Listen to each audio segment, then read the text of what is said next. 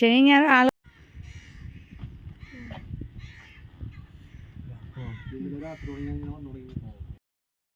എല്ലാവർക്കും അപ്പം നമ്മളെ പുതിയൊരു വീഡിയോയിലേക്ക് സ്വാഗതം. നമ്മൾ ചെറായിലെ സ്റ്റേ ഒക്കെ കഴിഞ്ഞ് നമ്മൾ ചെക്കൗട്ടായിട്ട് പുറത്തേക്ക് ഇറങ്ങും. നമുക്ക് മനസ്സിൽ കുറേ സ്ഥലങ്ങളുടെ പേര് വരുന്നുണ്ട്. നമ്മൾ യൂട്യൂബിൽ എവിടെയൊക്കെ ആയിട്ട് കണ്ട് പറ്റിയുള്ള ചെറായിക്ക് ചുറ്റുള്ള കുറേ പ്രദേശങ്ങളുടെ പേര് മനസ്സിൽ വരുന്നുണ്ട്. അപ്പോൾ ആദ്യം തന്നെ മനസ്സിൽ തോന്നുന്നത് മുനമ്പ ഹാർബറാണ്. അപ്പോൾ മുനമ്പ ഹാർബർ നമ്മൾ ഗൂഗിൾ മാപ്പ് ഇട്ടിട്ട് നമ്മൾ മുന്നോട്ട് പോവുകയാണ്. മുനമ്പ ഹാർബറിലേക്ക് പോകുന്നത് വെച്ചാൽ നമ്മുടെ ചെറായി ബീച്ചിൻ്റെ സൈഡിൽ കൂടെ കാണുന്നുണ്ടോ. ചെറായി ബീച്ചാണ് നമ്മൾ ഈ കാണുന്നത്. നമ്മൾ ചെറായി ബീച്ചിൻ്റെ ഒരു ഭാഗത്ത് മാത്രം നിൽക്കുകയും അവിടുത്തെ കാഴ്ചകൾ കാണുകയൊക്കെ ചെയ്ത് പിന്നെ ഇങ്ങോട്ട് മുനമ്പത്തോട്ട് വരുമ്പോൾ അങ്ങറ്റം വരെ അങ്ങറ്റം വരെ അല്ല നമ്മൾ മുനമ്പം വരെ പോകുള്ളൂ. അവിടം വരെയും കടലാണ് ഒരു സൈഡിൽ മൊത്തം കടലും പിന്നെ ആ കടലിൻ്റെ സൈഡിൽ കൊച്ചു ഹോം സ്റ്റേകളും റിസോർട്ടുകളും പിന്നെ കുഞ്ഞു ഹോട്ടലുകളും ഒക്കെ ആയിട്ട് ബീച്ചിൻ്റെ സൈഡിൽ വരുമ്പോൾ ഞങ്ങൾ ഗ്ലാസ് സ്പീഡ് കുറച്ച് പോകും. പിന്നെ അവിടെ കാടൊക്കെ കാണുമ്പോൾ ഞങ്ങൾ കുറച്ച് സ്പീഡിൽ പോകും. പിന്നെ നമ്മൾ ഈ നമ്മുടെ കഴിഞ്ഞ ഇലക്ഷൻ പിണറായി വിജയൻ സർക്കാർ രണ്ടാമത് വന്ന സമയത്ത് വലിയൊരു പ്രക്ഷോഭമൊക്കെ ഉണ്ടായില്ലേ, തിരമാല അടിച്ച് കയറിയിട്ടൊക്കെ. ആ സമയത്ത് ഇവിടെ ആൾക്കാർ വന്നിട്ട് കടൽ ഭിത്തി നിർമ്മിക്കണം എന്നൊക്കെ പറഞ്ഞ് ആ പ്രദേശമൊക്കെ നമ്മളിപ്പോൾ കടന്നു പോയിക്കൊണ്ടിരിക്കുന്നത് കേട്ടോ. ഇവിടെ ഇപ്പം മറ്റേ കടൽ ഭിത്തി കുഞ്ഞായിട്ട് നിർമ്മിക്കുക, മറ്റേ മുട്ട് നിർമ്മിക്കുക, അങ്ങനെ കുഞ്ഞു സംഭവങ്ങളൊക്കെ കാണുന്നുണ്ട്. ഇത് ഏതാണെന്നൊക്കെ എനിക്ക് കറക്റ്റായിട്ട് അറിയില്ല. ചിലയിടത്ത് നല്ല ഭിത്തിയായിട്ട് തന്നെ പണിത് വെച്ചിട്ടുണ്ട്, നമുക്ക് ഇങ്ങോട്ട് റോഡോട്ട് കയറാതിരിക്കാൻ വേണ്ടി. കണ്ടത് മീൻപിടുത്തക്കാർക്ക് മീൻ പിടിക്കാനുള്ള ബോട്ടൊക്കെ അവരോട് കൊണ്ടുവച്ചിരിക്കും കേട്ടോ. ഹാർബറിലെ പിടിക്കുന്ന ബോട്ടൊക്കെ കൊണ്ട് വെച്ചിരിക്കുക. ഇനി നമ്മളിപ്പോൾ ഏകദേശം 10-11 സമയത്താണ് അവിടെ ഇറങ്ങുന്നത്. നല്ല വെയിലുള്ള ടൈമാണ്. ഇനി വൈകിട്ടത്തേക്കൊക്കെ അത് പോകത്തുള്ളായിരിക്കും. പിന്നെ നമ്മൾ കുറേ ആൽബംസൊക്കെ കണ്ടില്ല, ഇങ്ങനെ പൈൻമരങ്ങളും അതിനിടയിൽ കൂടെ ആൾക്കാർ കിടക്കുന്നതൊക്കെ നമ്മൾ കണ്ടില്ല. ആ സ്ഥലങ്ങളൊക്കെ ഏത് കേട്ടോ. പിന്നെ നമ്മൾ അവിടെ കുറേ ബീച്ചിൽ നടന്ന് കണ്ടതുകൊണ്ട് തന്നെ ഇവിടങ്ങളിലൊന്നും ഇതൊക്കെ പ്രത്യേകിച്ച് നിർത്തിയില്ല. കാരണം അവിടെയും ബീച്ച് ഇവിടെയും ബീച്ച്. പിന്നെ ഇവിടെങ്ങും ബീച്ചിലോട്ട് അങ്ങനെ ഇറങ്ങാനൊക്കെ ഇതിട്ടിട്ടില്ല, വഴി കണ്ടില്ല കേട്ടോ. കാരണം തിരമാലയ്ക്ക് ശക്തി കൂടുതലായതുകൊണ്ടായിരിക്കണം. അങ്ങനെ ഞങ്ങളിങ്ങനെ പൊക്കോണ്ടിരുന്നപ്പോൾ ഇന്നലെ രാത്രി ഞങ്ങളൊന്ന് ഫുഡ് കഴിച്ച കുറേ ഹോട്ടലുണ്ട്. അടുത്തൊരു ഹോട്ടലിലാണ് ഞങ്ങൾ കഴിച്ചത്. ശിവേട്ടൻ്റെ കടന്ന് ഹോട്ടലാണ് കഴിച്ചത്. അപ്പോൾ ആ ഹോട്ടലിൽ ഞങ്ങൾ അവരെ കാണിക്കുമായിരുന്നു. നമ്മൾ ഇന്നലെ ഇവിടെയാണ് വന്ന് ഫുഡ് കഴിച്ചത്. ഇന്നലെ രാത്രി ഞങ്ങൾ അവിടെ വരെയും വന്നിട്ടുണ്ടായിരുന്നു. അപ്പോൾ അതിനുശേഷം നമ്മൾ വീണ്ടും ബീച്ചും കടലോര കാഴ്ചകളും ഇങ്ങനെ മുന്നോട്ട് പോകും. അപ്പോൾ കൂടുതൽ അങ്ങോട്ട് പോകുന്നതോറും മിക്കവാറും ചോദിക്കുന്നുണ്ട്, സീന നിനക്ക് വഴി കറക്റ്റായിട്ട് നീ GPS ഇട്ടുകൊണ്ടൊക്കെ ചോദിക്കുന്നുണ്ട്. കാരണം ഞാൻ ഇട്ട് കഴിഞ്ഞാൽ എന്തെങ്കിലുമൊക്കെ തെറ്റ് പ്രശ്നങ്ങളൊക്കെ വരാറുണ്ട് സ്ഥിരമായിട്ട്. അതുകൊണ്ട് അങ്ങനെ നമ്മളിങ്ങനെ പോന്നുകൊണ്ടിരുന്നപ്പോൾ മുനമ്പ ഹാർബറായിരുന്നു. മുനമ്പ ഹാർബറിന് ഇനി കുറച്ച് ദൂരമുള്ളതെന്ന് കാണിക്കുന്നുണ്ട്. അതാ മുനമ്പ ഹാർബറിലെ മറ്റേ ഫിഷിംഗ് ബോട്ടുകളൊക്കെ കാണിക്കുന്നത്. യന്ത്രവൽകൃത ബോട്ടുകളൊക്കെയാണ് കൂടുതലും തോന്നുന്നു. ബോട്ടുകളൊക്കെ ഇങ്ങനെ അടുക്കി ഈ ബ്രിഡ്ജിന് താഴെയായിട്ട് സെറ്റ് ചെയ്തിട്ടിട്ടുണ്ട്. അപ്പോഴും ഞങ്ങളുടെ ഒരു വിചാരം മീൻ പിടിക്കുന്നതും ആ വല വലിക്കുന്നതൊക്കെ കാണാൻ പറ്റും ഹാർബറിൽ പോയാലെന്നാണ് കേട്ടോ. പക്ഷേ അങ്ങനെയൊന്നും അല്ലായിരുന്നു. അവിടെ ചെന്നാൽ അതൊന്നും അങ്ങനെ കാണാൻ പറ്റത്തില്ലായിരുന്നു. ഞങ്ങൾ അവിടെ ഇപ്പോൾ ഒരു ഇടുക്ക് വഴി ഞങ്ങൾ പെട്ട് വണ്ടി തിരിക്കാതെ വളരെയധികം പാടുപെട്ട് തിരിച്ച് വന്നിട്ട് ഇപ്പുറത്തായിട്ട് മുനമ്പം ഇങ്ങനെ എഴുതി വെച്ചിട്ട് അവിടെ ഒരു സംഭവം വെച്ചിട്ടുണ്ട് ഫോട്ടോ എടുക്കുക. അപ്പോൾ ഞങ്ങൾ ആ ബീച്ചിൻ്റെ അവിടെ വന്നു. അവിടെ കുറേ കുടകളും അതിന് അടിയിൽ കുറച്ച് ഫോറിനേഴ്സും അല്ലാത്ത ആൾക്കാരൊക്കെ ഇരിപ്പുണ്ട് കേട്ടോ. ഞാൻ നേരത്തെ പറഞ്ഞു 2 ദിവസമായിട്ട് ബീച്ചിൽ തന്നെ ആയതുകൊണ്ട് അത്രയും നമ്മൾ ഇരിക്കാനൊന്നും ഞങ്ങൾ സമയം സ്പെൻഡ് ചെയ്തില്ല. ഞങ്ങളിങ്ങനെ ഇങ്ങനെ കണ്ടു പോയി നമ്മൾ സംഭവം അതിൻ്റെ അപ്പുറത്തോട്ട് വഴി ഇറങ്ങുമ്പോൾ നമുക്ക് ചീനവലയും അതും ഇതൊക്കെ കാണാൻ സാധിക്കുമായിരുന്നു. അപ്പോൾ ഞങ്ങൾ അങ്ങനെ നോക്കി പോകുമായിരുന്നു. ഇത് മറ്റേ ബോട്ടിൽ കയാക്കിങ്ങിലൊക്കെ ആൾക്കാർ പോകത്തില്ല, അങ്ങനത്തെ ബോട്ട്. അപ്പോൾ ചങ്കൂറിനത് കണ്ടപ്പോൾ ഇങ്ങനെ തൊട്ട് നോക്കണമെന്നുണ്ട്, അതിങ്ങനെ തൊട്ട് നോക്കുമായിരുന്നു.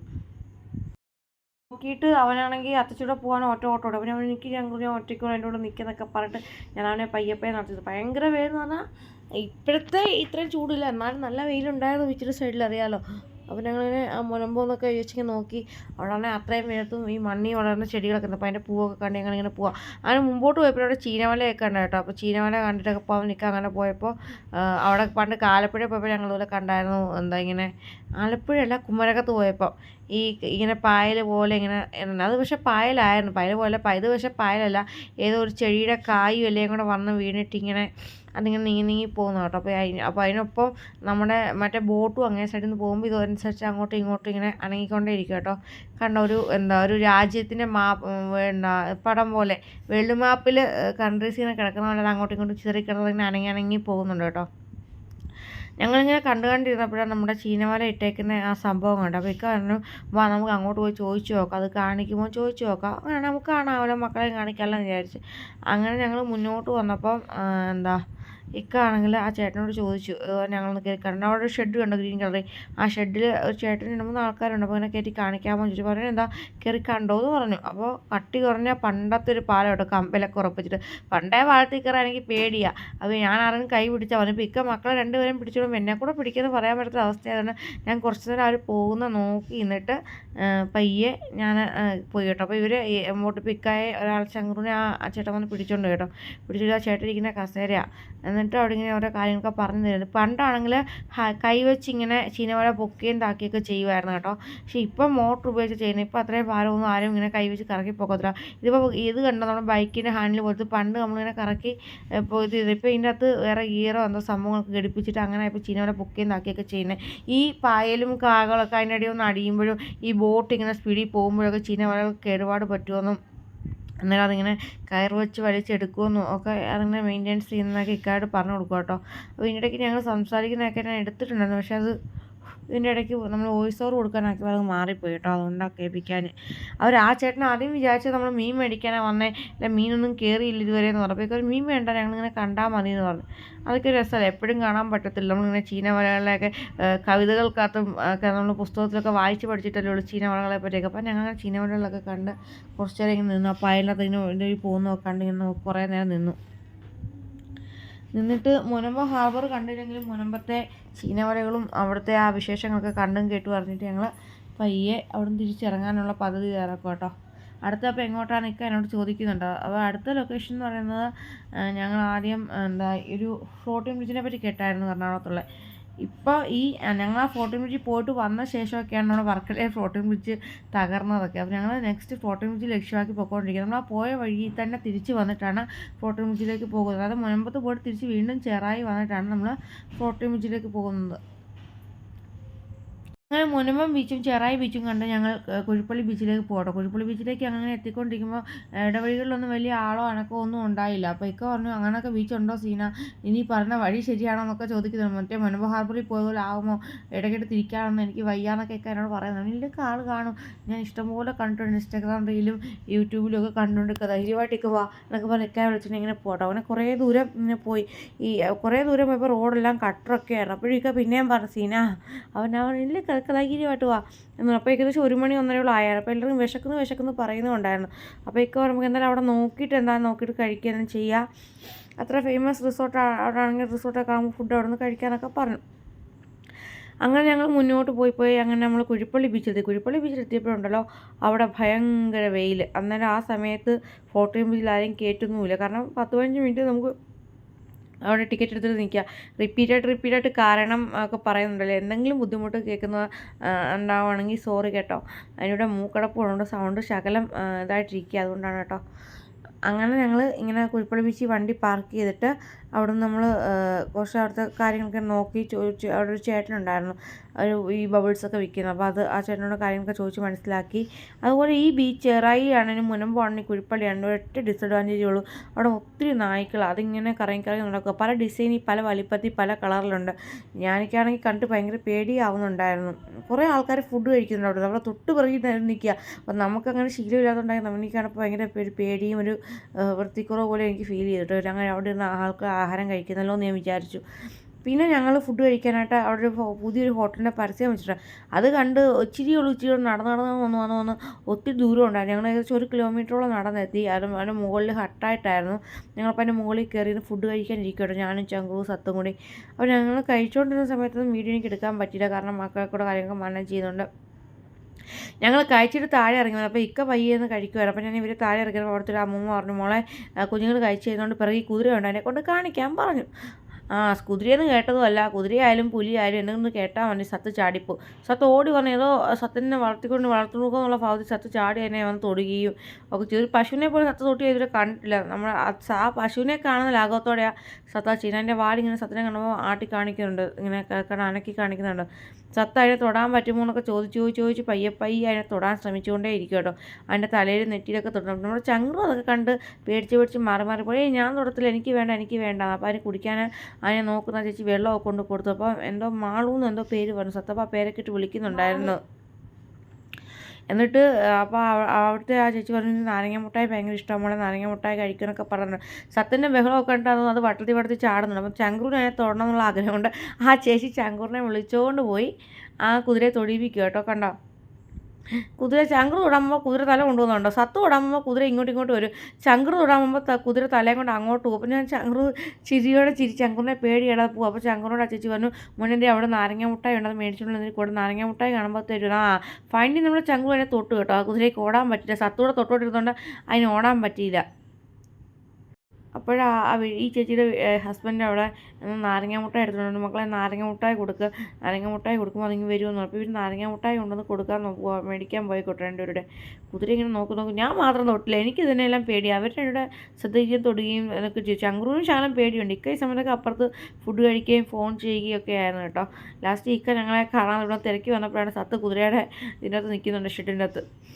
ചങ്കുറു ആണെങ്കിൽ മുട്ടായി ഒന്ന് കൊടുക്കാൻ പോട്ടോ. ചങ്കുറുവിന് മുട്ടായി കൊടുത്താൽ ചങ്കുറിൻ്റെ കയ്യിൽ ആ കുതിര നക്കി. ഞാൻ കുതിര നക്കിയ കൈയുള്ളവന് അപ്പോൾ അവർ ആ കൈ തൂത്ത് കളയും കേട്ടോ. ചങ്കുറു ആ മുട്ടായി അവരെ തറയിലിട്ടു. ഞാൻ ചേച്ചി തറയിൽ നിന്ന് ആ മുട്ടായി എടുത്ത് കൊടുക്കുമായിരുന്നു കേട്ടോ. ചങ്കുറിൻ്റെ കൈ നക്കിയപ്പോൾ ചങ്കുറു അങ്ങായി. സത്താണെങ്കിൽ അവിടെ പോയി നോക്കുക, അവരുമായിട്ട് വലിയ പരിചയക്കാരിയായി. സത്ത് പിന്നെ അവിടെ നിന്ന് വരത്തില്ല, വളരെ പഴുക്ക സീന ബാ എന്നിട്ട് വിളിച്ചാൽ പിന്നെ വന്നേ. സത്യം എന്നെയൊക്കെ വിളിക്കുന്നു ബാ പോകാമെന്ന് പറഞ്ഞു. അപ്പോൾ നമ്മളുണ്ട് അപ്പുറത്ത് താറാവുണ്ട്, മുയലുണ്ട്, ഇതിനെ കാണിക്കാൻ അങ്ങനെ സത്തിനോട് പറയുന്നു. സത്ത് അതൊന്നും കാര്യമാക്കാതെ പിന്നെയും കുതിരയുടെ കൂടിനകത്തോട്ട് കയറി പോയി തലയൊക്കെ തൊട്ട് തടവി അതിനിങ്ങനെ ആശ്വസിപ്പിച്ചുകൊണ്ടേ ഇരിക്കുക. സത്തിന് യൂണിക്കോണിനെ ഭയങ്കര ഇഷ്ടം, അതുകൊണ്ടായിരിക്കണം ഈ കുതിരയെ കണ്ടപ്പോൾ പുറത്തേക്ക് ഇഷ്ടം. യൂണിക്കോണും കുതിരയും തമ്മിൽ എന്തെങ്കിലും ഇതുണ്ടോ എനിക്കറിയില്ല കേട്ടോ. ഉണ്ട്. സത്താണെങ്കിൽ യൂണിക്കോണിൻ്റെ കാര്യം നമ്മൾ കൊമ്പ് വരുന്നൊക്കെ വരുന്ന കഥ പറയുന്നുണ്ട്. എൻ്റെ അടുത്തുണ്ട് രണ്ടുപേരും. അങ്ങനെ ഞങ്ങൾ ഫുഡ് കഴിച്ചിട്ട് വീണ്ടും നമ്മുടെ കുഴിപ്പള്ളി ബീച്ച് ലക്ഷ്യമാക്കി ഞങ്ങൾ നടക്കുകയാണ്. അങ്ങോട്ട് പോയപ്പോഴേ നടന്ന് ക്ഷീണിച്ച് ഫുഡ് കഴിച്ച് വെള്ളമൊക്കെ കുടിച്ചിട്ട് പോയി. ഇങ്ങോട്ട് വീണ്ടും ക്ഷീണമായപ്പോൾ ഞങ്ങളിങ്ങനെ നടന്നിങ്ങനെ വന്നപ്പോൾ അങ്ങോട്ട് പോയപ്പോഴേ ചങ്കുറ് പറഞ്ഞായിരുന്നു ബബിൾ മേടിച്ചെന്നോ. അങ്ങനെ ബബിൾ മേടിക്കാമെന്ന് ചേട്ടൻ്റെ ബബിൾ മേടിക്കാൻ പോയപ്പോൾ ഞങ്ങൾ ഇതുപോലെ എവിടെ നിന്നാണ് ചോദിച്ചു, പത്തനംതിട്ട എന്നൊക്കെ പറഞ്ഞു. അപ്പോൾ ആ ചേട്ടനൊരു കൂട്ടുകാരൻ പത്തനംതിട്ട ഉണ്ട് എന്നൊക്കെ പറഞ്ഞ് പരിചയമൊക്കെ ആയിട്ട് ചേട്ടൻ പറഞ്ഞു, മക്കളെ ഇപ്പോൾ ഈ വേരത്തിലൂടെ ആരും കയറത്തില്ല, നിങ്ങളാണെങ്കിൽ പിന്നെ മെട്രോയിൽ പോയി കയറിയിട്ട് പോവാം, മെട്രോയിൽ അപ്പോഴേക്കും നിങ്ങളെ മെട്രോയും കാണിക്കാം, നിങ്ങൾക്ക് അത്ര സമയം പോകത്തുമില്ല, പിന്നെ വൈകിട്ട് വന്ന് ബീച്ചിൽ കയറാൻ പറഞ്ഞു. അങ്ങനെ മെട്രോ അവിടുന്ന് വളരെ അടുത്താണെന്ന് പറഞ്ഞ് ഞങ്ങൾ മെട്രോ ലക്ഷ്യമാക്കി വീണ്ടും യാത്രയായി. പിന്നെ കൊച്ചിയും ബീച്ചും കായലും ഒക്കെ കൂടെ സ്ഥലമുണ്ട്, എവിടെ തിരിഞ്ഞാലും ബീച്ചും കായലും ബോട്ടൊക്കെ ആയിരുന്നു കാണാൻ. അങ്ങനെ ഞങ്ങൾ കുഴിപ്പള്ളി ബീച്ചിൽ നിന്ന് മെട്രോ ലക്ഷ്യമാക്കി ഇങ്ങനെ വന്നപ്പം കുറേ റോഡ് അങ്ങോട്ടും ഇങ്ങോട്ടും വീണ്ടും കൺഫ്യൂഷനായി, ഏത് ഇതിൽ പോകണം എന്നൊക്കെ. ഹൈക്കോർട്ടിൻ്റെ അവിടെ പോകണോ, അതിൻ്റെ ഇപ്പുറത്ത് പോകണോ, അങ്ങനെയൊക്കെ കുറേ സ്ഥലം പറഞ്ഞു കേട്ടോ. നമുക്ക് കേട്ട സ്ഥലങ്ങളൊന്നും ഇപ്പോൾ എനിക്ക് ഏകദേശം 6-7 മാസമായില്ലേ ഇതുണ്ടായിട്ട്. അപ്പോൾ എനിക്ക് സ്ഥലങ്ങളൊക്കെ പെട്ടെന്ന് ഓർമ്മ വന്നു. അപ്പോൾ ഞങ്ങളെ അവിടെ കൊണ്ട് സ്റ്റേഷനിൽ ഇറക്കി, വാട്ടർ മെട്രോ സ്റ്റേഷനിൽ ഇറക്കിയിട്ട്, മറ്റേ മെട്രോ അല്ല കേട്ടോ, വാട്ടർ മെട്രോ സ്റ്റേഷനിൽ ഇറക്കിയിട്ട് വണ്ടി പാർക്ക് ചെയ്യാൻ പോയി. ഞങ്ങളപ്പോൾ പോയപ്പം അവിടെ ഭയങ്കര ക്യൂവും ഒത്തിരി വണ്ടിയൊക്കെ കണ്ടു. അപ്പോൾ ഞങ്ങൾ പക്ഷേ അവിടെ പാർക്ക് ചെയ്യുന്നത്. അപ്പോഴവിടെ സെക്യൂരിറ്റി പറഞ്ഞു, അയ്യോ ഇത് മെട്രോയുടെ പാർക്കിംഗ് അല്ല, ഇത് ജങ്കാറി കയറുള്ള വണ്ടി ടിക്കറ്റ് എടുത്ത് ജങ്കാറി കയറാൻ വെയിറ്റ് ചെയ്യണം. അപ്പോൾ അങ്ങോട്ട് അവിടെ വെയിറ്റ് ചെയ്യാൻ വേണ്ടി വണ്ടി പാർക്ക് ചെയ്യാൻ വേണ്ടി പുറത്തോട്ട് പോയി. ഒരു സേഫായിട്ട് സ്ഥലം പാർക്ക്. അപ്പോഴത്തേക്ക് ജങ്കാറ് വരുന്നുണ്ടായിരുന്നു കേട്ടോ. കണ്ടോ, ജങ്കാറിൽ കുറേ വാഹനങ്ങൾ ഇങ്ങോട്ടിറങ്ങാനും അങ്ങോട്ട് കയറാനും ആൾക്കാരും വാഹനങ്ങളും ഒക്കെ ഉണ്ടായിരുന്നു. നമുക്കതൊരു അത്ഭുതമായിട്ട് തോന്നി കേട്ടോ. അവിടുത്തുള്ളവർക്ക് ഇത് നിത്യക്കാഴ്ചയാണെങ്കിലും നമുക്കത് വലിയൊരു അത്ഭുതമായിട്ട് തോന്നി. ജങ്കാറിലേക്ക് വണ്ടി കയറുന്നതും ഇറങ്ങുന്നതും പിന്നെ അത് കയറാൻ ആൾക്കാരും ഓടിപ്പോയി കയറുന്ന ടിക്കറ്റ് എടുക്കുന്നത് നമുക്കൊരു അത്ഭുതമായിട്ട് തോന്നി. കാരണം നമ്മളതൊന്നും നിത്യം അങ്ങനെ കാണുന്നൊന്നും അല്ലല്ലോ. എറണാകുളത്തുകാരെ സംബന്ധിച്ച് നോക്കുമ്പോൾ അതൊരു സാധാരണ കാഴ്ചയായിരിക്കും. പക്ഷെ എറണാകുളം എന്ന് പറയുമ്പോൾ അതിന് പല മുഖങ്ങളും ഉണ്ട്. അതായത് നമ്മൾ കാണുന്ന വലിയ ഇടപ്പള്ളി പോലെ ടൗണും അല്ലാതെ ജങ്കാറ് പോകുന്ന സ്ഥലങ്ങളും ഒക്കെ ഉണ്ട്. അപ്പം ഞങ്ങളാണെങ്കിൽ ഇവിടുന്ന് നമ്മൾ ഏത് സ്റ്റേഷനാണ് മെട്രോ സ്റ്റേഷനൊക്കെ കയറി ഞങ്ങൾ വിട്ടു കേട്ടോ. എന്നാലും നമ്മൾ പോയത് ഹൈക്കോർട്ട് സ്റ്റേഷനിലേക്കാട്ടോ. എന്നിട്ട് ഞങ്ങളപ്പോൾ ഇങ്ങനെ മെട്രോയ്ക്ക് പോകാൻ വേണ്ടി വണ്ടി പാർക്ക് ചെയ്തിട്ട് ഞങ്ങളിങ്ങനെ വെയിറ്റ് ചെയ്ത് നിൽക്കുക. അപ്പോഴത്തേക്ക് ഇവിടുത്തെ ക്യൂ ഭയങ്കരമായി കേട്ടോ. ഇവിടുത്തെ ക്യൂവും ഈ ഇറങ്ങിപ്പോകുന്ന വണ്ടിയുടെയും കയറിയുടെ വണ്ടി തിരക്കൂടാണ്. ഇക്കയ്ക്ക് വണ്ടി പാർക്ക് ചെയ്യാനും പിന്നെയും കുറേ സമയം എടുത്തു. അപ്പോൾ അതിന് പോയിട്ടൊരു സമയം ഞങ്ങൾ ഇവിടെ നിന്നൊക്കെ കണ്ടുകൊണ്ടിരുന്നു, ഞാനും മക്കളും കൂടെ കണ്ടുകൊണ്ടിരുന്നു. അപ്പോൾ ഇതൊക്കെയാണ് ഇന്നത്തെ ഈ വീഡിയോയുടെ വിശേഷങ്ങൾ. ഒരുപാട് വിശേഷങ്ങളൊന്നും ഇല്ല, എന്നാലും ഞാൻ മുനമ്പും ചെറായിയും കുഴിപ്പള്ളി ബീച്ചും ഒക്കെ ഞാൻ കാണിച്ചു. അപ്പം നമുക്ക് നെക്സ്റ്റ് വീഡിയോയിൽ നമ്മൾ ഫോട്ടോ ബീച്ചിൽ കയറി എക്സ്പീരിയൻസ് ഒക്കെ ഷെയർ ചെയ്യാം കേട്ടോ. അപ്പം നമുക്ക് നെക്സ്റ്റ് വീഡിയോ ആയിട്ട് വീണ്ടും കാണാം. ഈ വീഡിയോ ഇഷ്ടമായെങ്കിൽ എല്ലാവരും ലൈക്ക് ചെയ്യണം. ഞങ്ങളുടെ ചാനൽ സബ്സ്ക്രൈബ് ചെയ്യാതെ കാണും, ചാനൽ സബ്സ്ക്രൈബ് ചെയ്യണം. പിന്നെ ആണെങ്കിൽ വീഡിയോ കണ്ട എല്ലാവർക്കും thanks for watching. Tata, bye bye, see U.